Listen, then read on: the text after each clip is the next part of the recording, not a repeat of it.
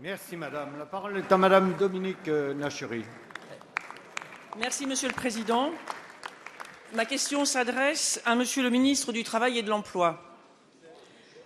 Pas un jour sans que plusieurs centaines de personnes ne perdent leur emploi.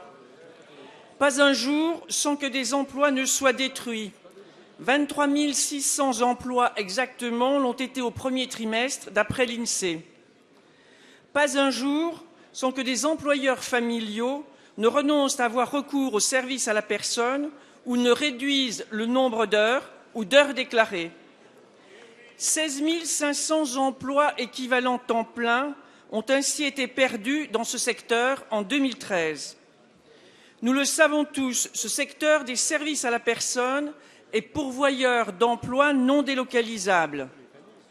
Nous le savons tous, ces emplois sont autant d'opportunités pour les 1 300 000 femmes et hommes ayant parfois peu de qualifications, mais beaucoup de bonne volonté et qui veulent travailler. Vous le savez, nous avions réussi, grâce à plusieurs plans ambitieux depuis 2002, à faire baisser significativement le recours au travail au noir dans ce secteur. Aujourd'hui, vous devez vous rendre à l'évidence. Des emplois sont perdus dans ce secteur et le nombre d'heures déclarées a diminué de près de 8%. Alors, Monsieur le ministre, ouvrez les yeux sur la réalité vécue par nos concitoyens. Reviendrez-vous sur vos mesures fiscales pénalisant les familles, les personnes âgées et en général les classes moyennes? Et quand cesserez-vous de répondre avec légèreté à ces questions importantes et même angoissantes pour bon nombre de nos concitoyens, employés ou employeurs? Je vous remercie. Merci. La parole est à monsieur François Rebsamen, ministre du Travail, de l'Emploi et du Dialogue social. Allez, s'il vous plaît.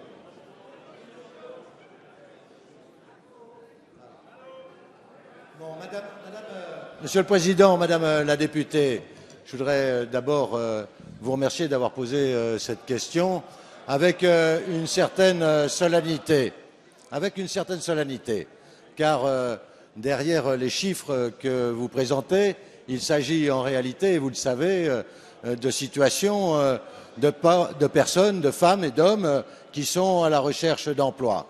Je ne voudrais pas ici polémiquer. Et je ne réponds jamais de manière légère sur ces sujets. Ils sont trop importants pour la société. Et allez, vous pouvez toujours crier, ça ne changera rien au résultat.